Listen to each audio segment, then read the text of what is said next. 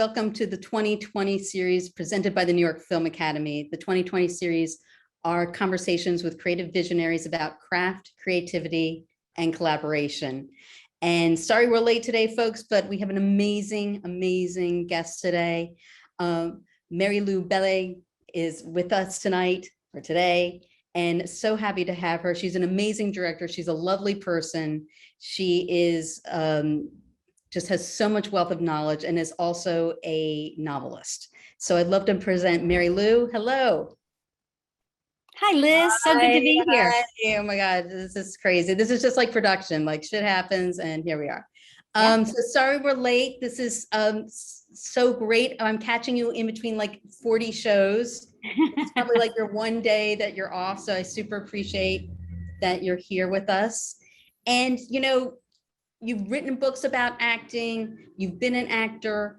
One of my I'm really curious is what how do you shape a performance? How do you start with a performance from zero and shape it? And what are some things that you as an artist look for when you're meeting an actor, say, to work with them? So those two things are very different, but I would say the first thing that you asked about, how do I shape a performance, is, and this does also happen a bit in casting, is you see what you begin with, you know, you and hopefully you don't jump in before you see what the actor is bringing to the role, because the moment that you insist, suggest, dictate, you cut off their creativity. And what we are in, especially this film, television, or even the theater where I started, is we're collaborators.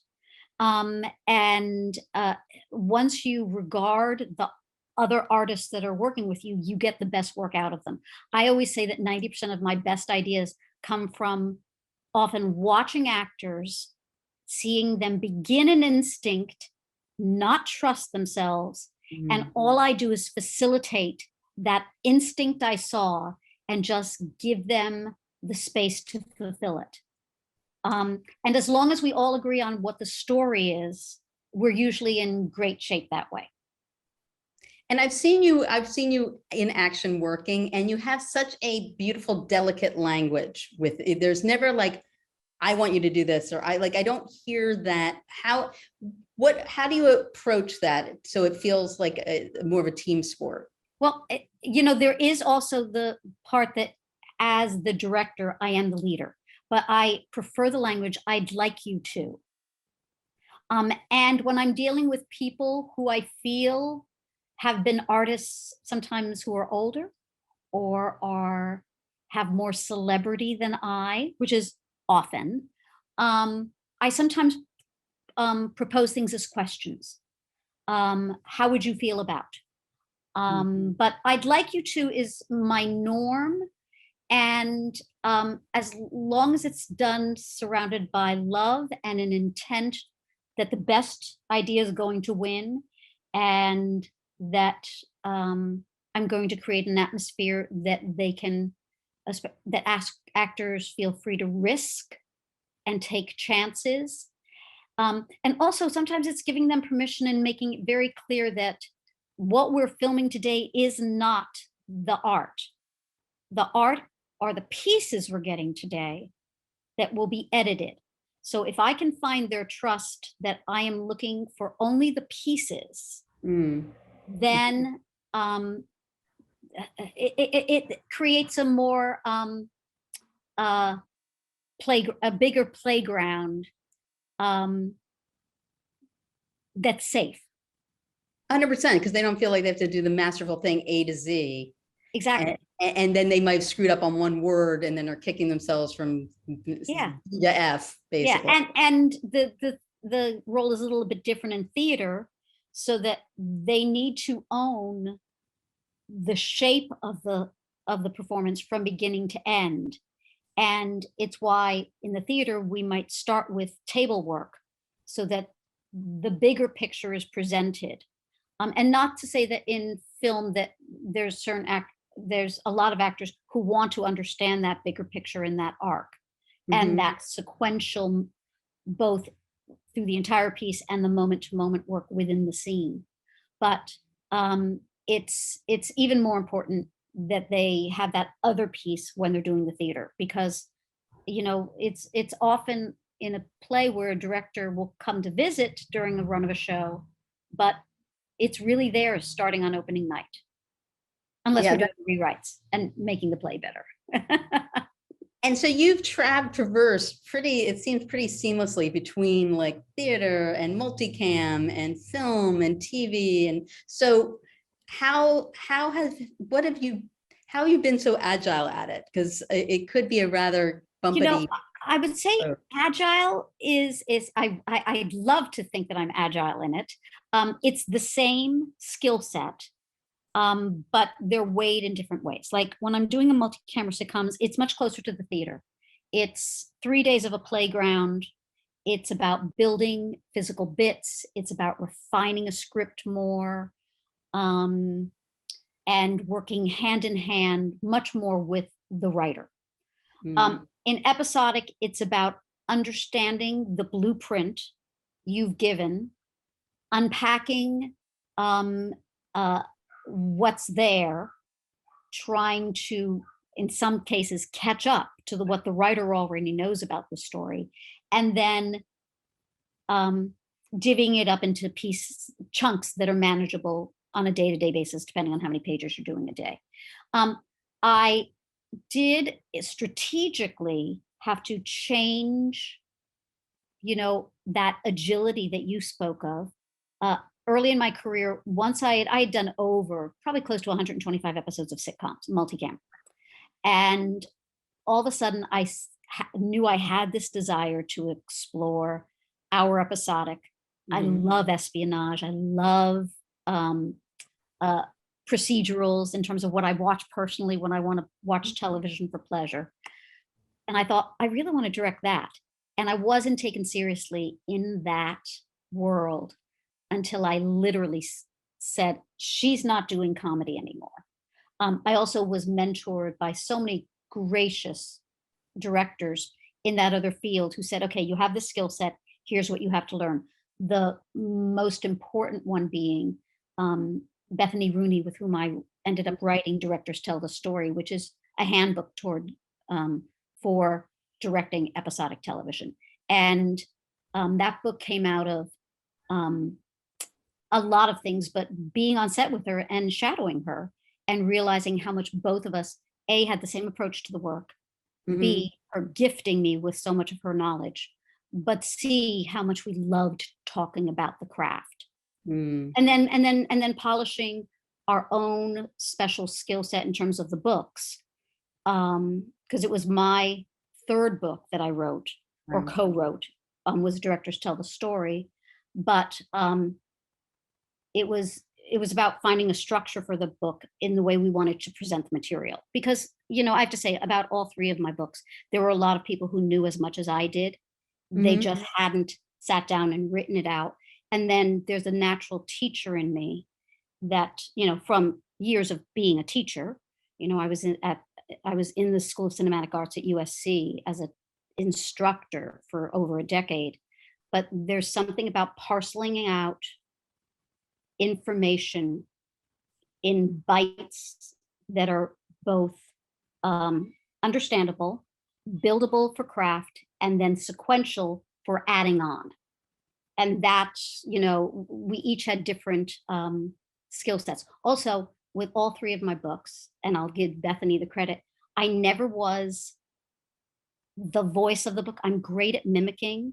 So in terms of finding the prose style for all three of my first books, they were all my co-author's voice that I said, oh, I understand how you want to do that.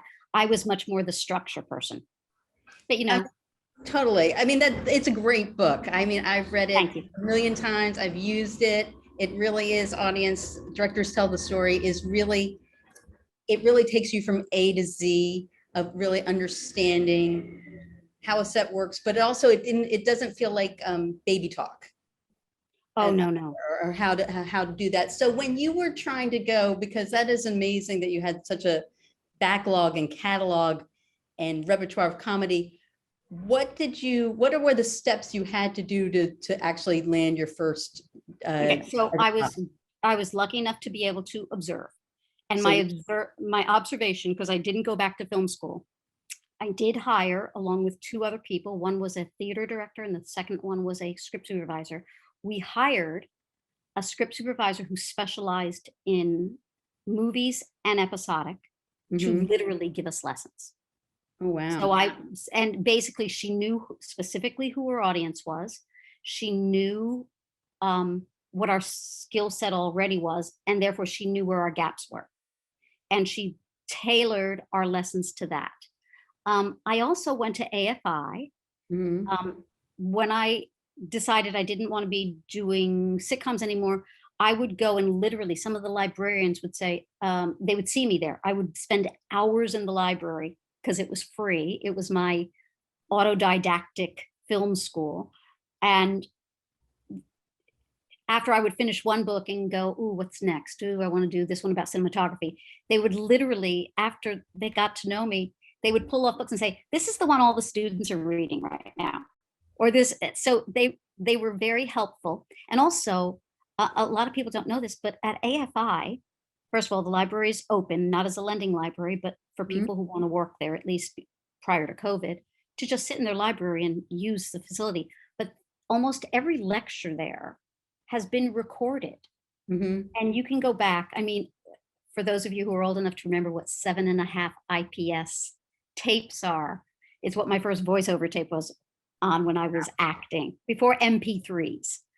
But there are recordings of, you want to hear, Sidney Pollack have a discussion with James Woods, Mhm.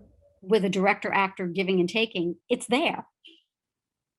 So Yeah. it's there was a wealth of material, and especially now with the internet, if someone really wants to learn, doesn't have the money, has one of these to practice, you can teach yourself, you know. 100%. Or you can come to New York Film Academy and Or you can come to New York take a Film short Academy. course Yes, and do yes. it there. And And then do also have that posse of people that you're learning with, which is 100%. unvaluable, which So is so you invaluable. so you train yourself and then you're still going to the meetings and they're saying, okay, great. Did you end up shooting something or what was the thing that knocked You know you what? in? My entry to my first at least my first hour episodic Mhm. was through actors who already knew my work and were requesting me. The first one being Tony Shalhoub on Monk, Oh, wow. with a little push from his stunningly talented wife, Brooke Adams, also, a movie star, but they knew my work. Scott Bakula was another big, I want Mary Lou to direct my show. And then, and other people and other directors who would say, um, she's ready. You got to give her a shot. And when you were on your first day, so was this on Monk, your first? Yeah. And when you were on your first day on, because that's still a bit comedic, so that must have felt. Yes. And it was the right thing because it was Mhm. tapping my skills comedically. So I knew I was bringing something they needed to the table. I knew I was good with actors. And then, the other part I had studied, and Mhm. not that I didn't make big mistakes. I did, even that first day. But, to this day, I'm still very, very good friends with the cinematographer on that show, That's Joe great. Pinella. Yeah. On another, so when you're prepping, say, for like a comedy as opposed to prepping for a drama, and I know what a lot of filmmakers, we all agree on that it's all about your prep. Yes. And because if you're not prepped, you're just going to show up on the day and fall on your face. How do you approach the genres differently when you're prepping? Not really, because the first thing I do in my mind is, well, first of all, I always just read the script to know the story. With comedy, hear the rhythms, Mhm. study the visual tone or even the vocal tone, especially in comedy, of the show. And then the next thing I do is block it. I block it and shot list it. I block, I always go in with a way I know it will work. And as Mhm. long as I have that, it's my foundation to let the set be a playground, or at least have a starting point from where the actors can begin. With a 3-day rehearsal period or a 2-day rehearsal period, depending on what show you're doing in a sitcom, there's a lot more time for inventiveness. But I rarely have found an actor who minds being told, why don't you start here? And then the other trick I use is also, if there are props or things dictated in the script, I will just make sure they know where those things are. I know you have to pick up that pitcher of lemonade. I put it there. I can move it. But, you know, if you have no other idea of where you'd like it to start, why don't we start with it there? Or, hey, that's the bathroom that you're going to exit to is the third door, not the second door. You know, Right. just silly things like that, just to acclimate them to the environment they're living in, especially if they haven't spent time in it. So do you have like a blocking, because each artist is different as they approach it, or how visualist, their visual background. Do you have a blocking strategy? Is there something that you feel like this is your sort of your general approach, and then you gear it towards the specific show, or how does that work for you? Yeah, I guess my first question always is, there's two, one strategic and one is towards story. The first one is there an entrance or exit?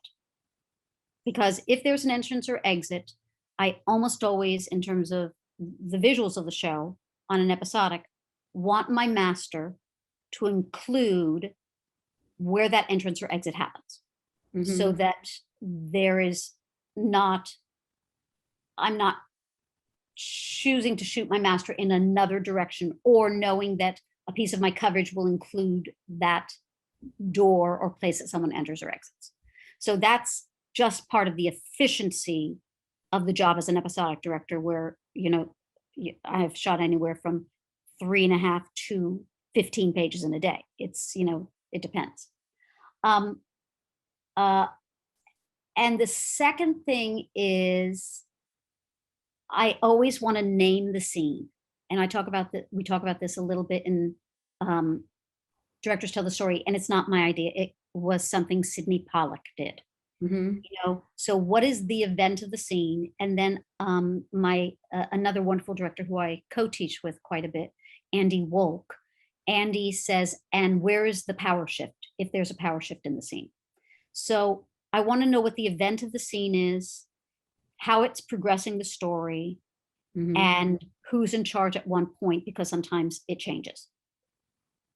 And what's your favorite part of is it your favorite part shooting? Some people love the edit, some people love the prep. Where do you land? You know, I'll tell you my favorite day, and it'll kind of, who doesn't love shooting? I love, love, love shooting. It's a joyous, joyous time. And if you've done your prep, makes it all the easier. But my favorite day of any show is the day of my tech scout.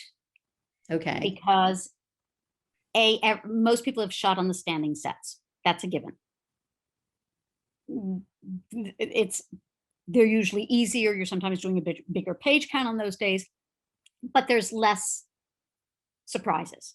But the locations that you've scouted that are new to that episode, first of all, you can't, well, I hope no one would ever, as a director, do a location scout without knowing exactly what is going on, where you're going to put the master, where the trucks are going to be parked, you know, what's your plan for the day. So if I get to the tech scout and I'm going to do that successfully as a director, I've basically nearly finished my prep. Right, So right. that's why it's my favorite day, because at the end I go, did I communicate well? And I pat myself on the back if I did. If I didn't, you know, I go, you could have done that better, and, you know, you make a list for next time. But the other thing is, it's like I breathe, and then I go, oh, easy part's starting now. And even because usually the tone meeting and production meeting happens after that, but you're not running the production meeting. Hopefully most of your decisions have been made. You might be on a big visual effects show, you might be finagling the budget, but your AD's doing most of that work. And during the tone meeting, you're basically listening and taking notes and just clarifying any questions you have. So it's not, you know, brain surgery. It's just, you know, the next step, and those are fun for me. And then I get to start shooting. Exactly. It's the whole gear up and yeah, and when you're shooting though, it's if you've done all the prep, then you can just like actually be present Yes. and really enjoy the other artists you're working with Yeah. and do the thing. And those artists are not just the actors, it's all the Exactly. design people and all that, all those things. Exactly. We have a ton of questions. Thank you everyone for dialing in, and write your questions here and we're going to attempt to go through them. Okay, Guju asked, I want to ask on what you can do if you have a love and talent in acting but don't know where to start. Um, uh, So my first assignment for anyone who says they want to direct is I first say, I will defer to a colleague of mine named Todd Holland, who says, you want to be a director, go to direct 12 movies in 12 months. And he's not talking about spending a huge amount of money. He's talking about practicing your craft of storytelling. And you can use this. But my first assignment always, and they're micro things that you can do. The first one is find a friend with a song who you don't have to go through music rights, because those can sometimes be the biggest headache ever. But a song that's original and that tells a story, and then tell a narrative story, because there's certain things that are a given in music, which are rhythms. Mm-hmm. And then the story is usually told. And to be perfectly honest, if you want to mine, I'll make it even more specific. Ask a friend who writes country western music, because they tend to be the best storytellers. And shoot a video about that.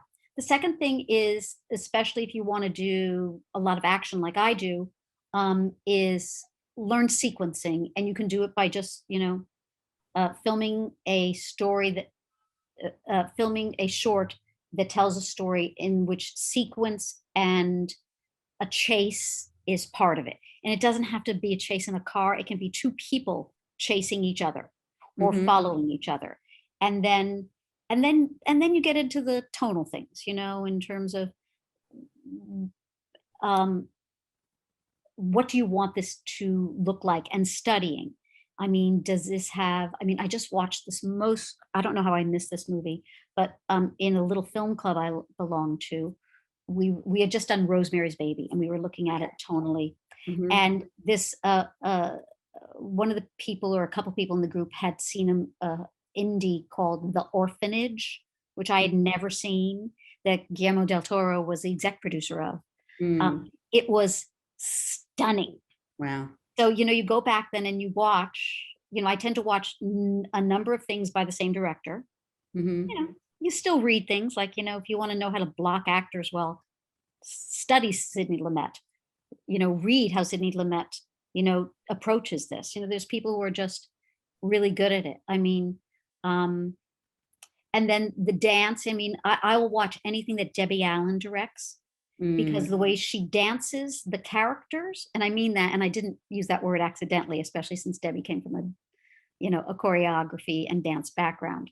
But if you watch the way she moves the camera at the same time with moving the actors, it's a dance. And she does it even beautifully I remember seeing a scene from Everybody Hates Chris, which was mostly a dining room scene. Right. And still you just go, oh, wow, this isn't master coverage in every direction. It was so much more than that. So talk about, that's an interesting word, sequencing with action. And tell me your sort of, there's and we probably will talk about more of this in the next edition of Directors Tell the Story, because with every edition you have to add 20% more or different. That's the rules of publishing. But there's a wonderful educator and textbook writer named Blaine Brown. Do you know him? He wrote some Cinematography Theory and Practice. I know most people love the seven C's of cinematography, the 5 C's, 7 C's. Right. Okay. But I know this is a textbook that I find much more available to directors. And about 40% of the book you don't need to know. I'm sorry, as a director, I don't want to know about wavelengths, but and all those things that are spinning, but he talks about sequencing in this book and about, just in terms of simple things like if a person enters the left frame and exits the right, then the next one either has to be a neutral entrance or exit, or that person, if he exited right, he has to enter left on the next one. So just like silly things like that. And then, in something like, if you're doing genre stuff, what are you putting in the frame? Is a shadow as important as the character? There's and what sequence are you telling the audience things? When I break down my scripts for procedurals or episodics where there's a mystery of who done it, I always analyze two things. When does the character know something? And when does the audience know something? Because sometimes they are different. And therefore, if you're telling the story or the writer has written a story where the audience knows something before the character does, you're going to tell that story differently visually. Right. So, just things like that. It's analysis, and I have to say one of my biggest strengths that I came into directing with was analyzing scenes from an acting point of view. But more than that, since I was a kid, I came back every weekend with a stack of books from the library. I'm a huge, huge reader to this day. Huge. And it is still one of my greatest joys in life. And I read everything from trashy Pulp Fiction to, classics to heady to memoirs to everything. There's Right. rarely anything I don't like to read. Oh, I know. Historical biographies. It's like I just finished the Mike Nichols book by Mark Harris, who actually wrote one of my favorite books prior to Mike Nichols' A Life, which is called Five Came Back. And if you're interested in directing and you like history, as I do, it's the paths of 5 directors prior to World War II, their work during World War II, and then coming back to how it impacted the work they did after World War II. Oh, interesting. Yeah, 5 came back. There was also a documentary made from the information in the book, which is also, and I think Meryl Streep does the narration for the doc. And I just want to also, because I have you captive, I can ask you, so comedy and how do you make, so you're in a scene, you're directing a scene and it's landing, it's a little flat for your ears. What would you do to approach that? First one, faster. Faster is usually funnier. Okay. In the sitcom career book, every chapter starts with a rule. Faster is funnier. Make sure comedy ends with a downward inflection, because comedy is about permission to the audience to laugh. And if you keep going with an upward inflection, people are still listening. And this is something you learn just by watching good stand-up comics. Think Yiddish, talk British, which is something that Dick Van Dyke told my co-author when we were writing this, which has to do with the rhythms. And I have to say, coming into comedy, I was never a naturally funny person, but I came from a music background. So rhythm and timing and cadence and musicality were things that I was already in my skill set when I came to comedy. So the editing must be very normal. Because I remember tempo and timing, and I remember being in an edit bay for my first episode of Monk. I don't know if we were done shooting or I went over at lunch and there was a scene, and I remember the assistant editor had put it together, and it was, I won't tell you the other parts of this story, but I remember saying, stop there, shave about 5 frames off of that, because it was almost there, but it wasn't hitting comedically. And I remember the people in the room going like, who the heck is she to, 5 frames, really? and I said, I made a joke. I said, yeah, I'm probably wrong, blah, blah, blah, And then I said, but try it, we'll see if it makes us laugh. Played it back. Everyone in the room who had not laughed that time. So sometimes it's just about feeling it. And I have to say, I learned there was an editor on a sitcom I worked on for many years who would go back and literally shave frames off to just, and sometimes it was about getting it down to time, but mostly it was about getting it down to perfect timing. And there is a skill set to learning that, to hearing it.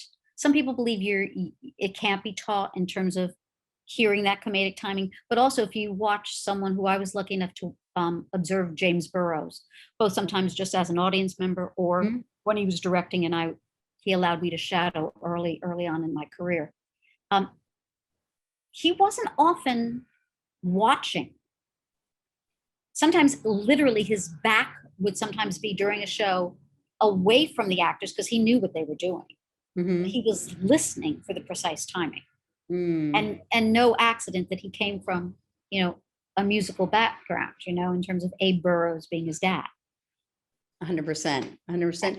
But with comedy, is the acting dramatic, but the scenarios is what makes it, is there comedic acting, or is it that you're? No, it's the same as dramatic acting, but very often it's heightened.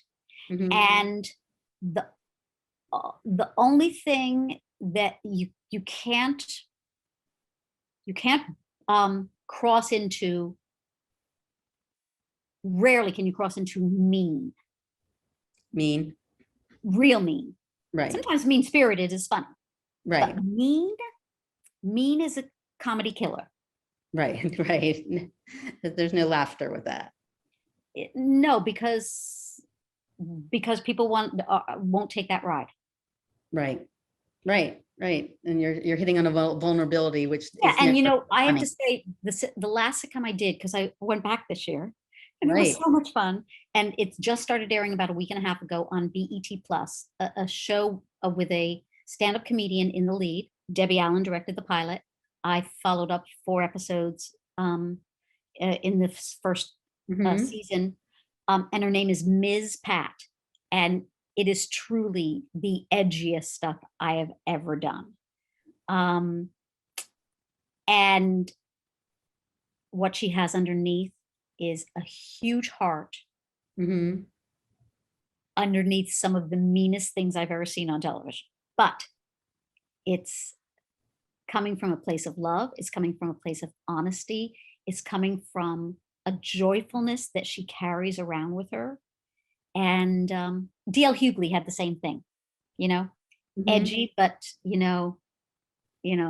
never bordering on mean, unless he was being very, very serious, like D.L. Hughley is on, places like, when he does the talk shows.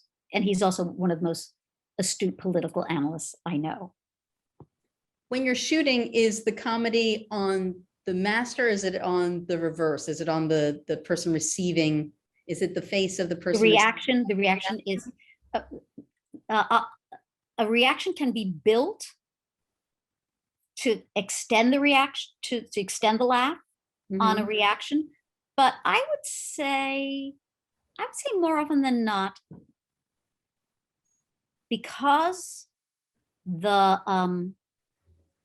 audience has to hear the words, and it's sometimes easier to hear words when you're on the face of the person speaking it. Right. It's usually punchline, and then you have to be careful about cutting away, because if you cut away in the middle of a laugh, it sometimes will stop the laugh in terms of the edit. But once it's reached its peak, you can extend the laugh by cutting to the person. And I'll give you a perfect example. The person who had more screen time on Friends than any other actor, compared to the amount of lines she had, was Lisa Kudrow. And the rule on Friends when you were directing that show was, whether she spoke or not, there had to be a close-up on Lisa for the entire scene. Oh, interesting. Because you could cut to her listening and reacting and extend the joke, or just cut to her reaction to what was said and go back and forth and back and forth and back and forth with those, you know. B. Arthur was another one who was just brilliant at, you know. Maud, yes. Yeah.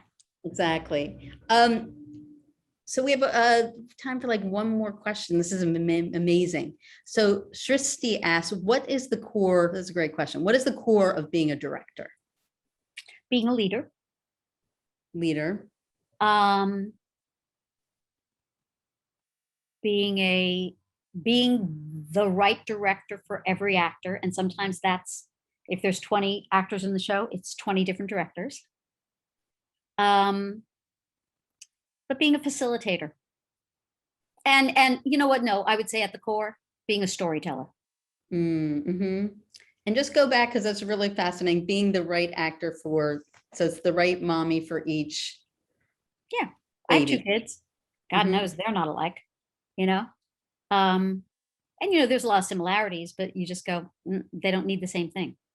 The last thing my daughter needs is to be pushed, because she pushes herself harder than anyone I know. Right. You know? And at the same time, I've always known my son would be totally okay in the world, because his love of life is so enticing, and it just permeates everything he does. So everybody wants to be around him. So, you know. So with each of the actors, you sort of feel out what. Well, yeah, I mean, and some of them will tell you. Like, I remember I was on a series for 6 years with an actress who the first day she said, I don't like any notes until my second take. And rarely in those 6 years did I give her a note before her second take. Now, mind you, I had come in knowing her work before that on the series she had done before that, and I was a huge fan of her work. So I thought, if this is an actor who understands her own process and is just sharing with me how she gets there, who am I to screw with that? Exactly. Exactly. Oh my God, you are such a wealth. We could be here for days. We could be here for days. So I'm so happy to be here, Liz. Where can people look at your work, or we can listen in the chat? You know, my MaryLouBelli.com. The first page is a bunch of reels. You can look at stuff like that. But you know, with everything streaming now, usually my signature will always say what's the latest things I have. I have a bunch of stuff I directed this season, none of which has aired, but again, BET, Ms. Pat just started airing on BET Plus. On the CW, you can see my latest Black Lightnings. On CBS.com, you can watch, you know, I'm in the double digits of NCIS New Orleans. A whole nother conversation about shooting that. That'll be another episode. Yeah, a fun one. And a huge place, you know, where also being mentored by, you know, someone like James Heyman, who was the producing director the whole time I was there, except for the last season. But, you know, just having people who watch your back, and it's great. And also working with a team of actors led by Scott Bakula, who's truly as nice as he is talented. Amazing. Amazing. Okay, guys, tune into Miss Pat, because we really want to support Mary Lou and her amazing work. And thank you so much for being on today with us. Oh, thank you. Really wonderful. And thank you, New York Film Academy, for presenting the 2020 series. And everyone be safe and happy this week. Okay, and go after your dreams, everybody.